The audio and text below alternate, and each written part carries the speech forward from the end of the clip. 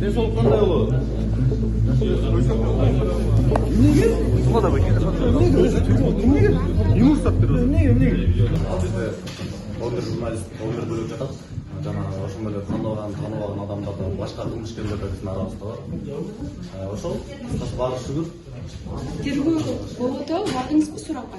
Суракка барган буга чейин бир жолу барган, анда ал убакта мен адвокатым келбей калып, тергөө болгон эмес. Андан бөлөк. Эмне себептен 13 күндөн ашуун тергөө абында кармап жатты сиздерди? Сиз отурбуз. Белгисиз бизге дагы 14 күн ИГСте жаттык. Анан чыгарып анан бизди СИЗОго алып барды, ал жактан карантинге барып. Ошо бизден канал текшерүүлөр өтүп жатат. Ошол. Акыркы ырыңызды окуп калдык, дос тууралуу, ошол тууралуу айтып Ал жерден мен чынында ким дос, ким душман экенин билдим.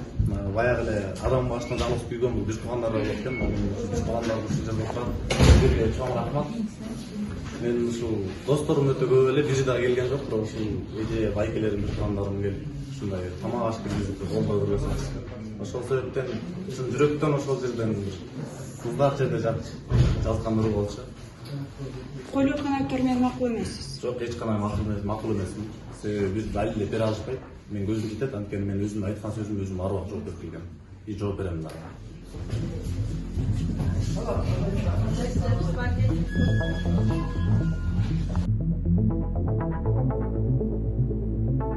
Эми коюлуп жаткан айыпты таптагдыруу туура эмес катары көрөм. Негизи эле өзү биздин өлкөдө мыйзам диктатурасы орношу керек болчу. Муну Садыр Жапаров өзү кызматка келе жатканда үзөңгүгө бутун салган мезгилде биздин өлкөдө мыйзам диктатурасы орнойт. Мындан кийин бир адамдын жеке адамдын кызыкчылыгы үчүн эч ким иштебейт деген сөздөрү да бар болчу.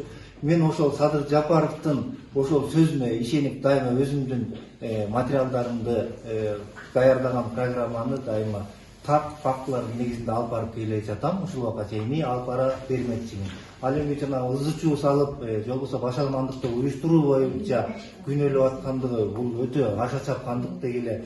Мен үчүн өзү журналисттик кызмат, журналисттик орун бул президенттик тактан дагы бийик орун. Эгерде мага азыр келип туруп, могул кызматты беребиз, сен журналистика же болбосо сизге бийлик дей турган болсо, кандайдыр кызмат дей турган болсо, мен журналистиканы тандайм да. Мен өмүр бою Кыргызстан үчүн иштеп келгем, Кыргызстандын кызыкчылыгы үчүн, өлкөнүн өнүгүшү үчүн, демократиялык нукта өнүгүшү үчүн иштешимди уланта берем. Сурооңуздар.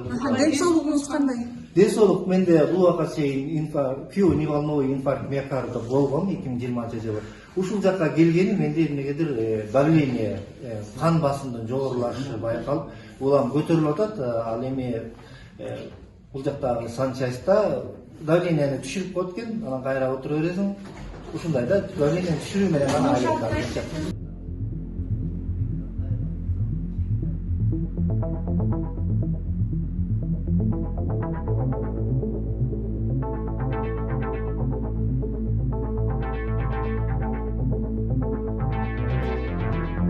Мага коюп жаткан айыптар боюнча баардыгына эле түшүнүктүү болуп атат. Мындай түшкө да келген эмес да. Анан билбейм кандай да мындай иштер болуп кетет. Кармоо шарты кандай болуп атат? Ден соолугуңуз кандай? Кармоо шарты мындай арыздануу деле жок, жакшы эле.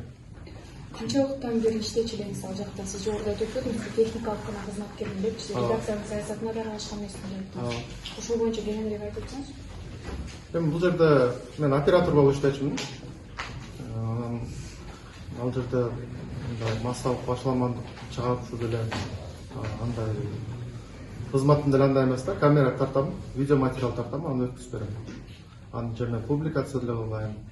Же мен өзүмдүн аудиториям деле жок, соцсеттерде аларды жайылтып жасалган материалды өзүмдүн личный аккаунттарыман жайылткан кандай деле мүмкүнчүлүгүм жок да. Ошол. Үйдө жалгыз баары күчсүз. Ошондой турсуз. Ошо үй бүлөлүүмүн. Кызым бар 2 жашында. Аларды камсыздаган жалгыз эле мен.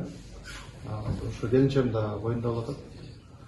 Ошо негизи ушундай вакытта үй бүлөгө эле түшүп болуп калат экен да.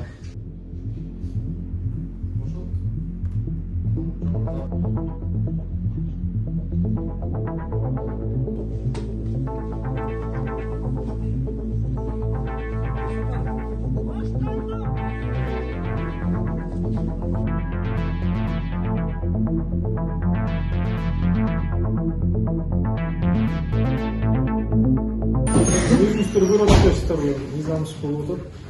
Мен мурда эле иштеп кеткем, эч кандай ишке тийишим жок. Эч кандай чакырып дейт, экспертизанын корутундусуна да макул эмесмин деп кол коюп бергем. Майда жок экен мен.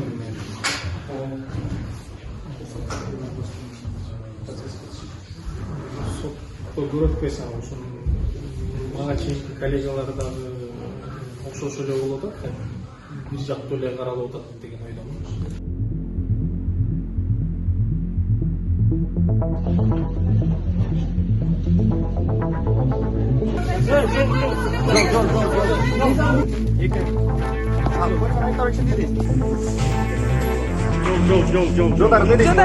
Жок,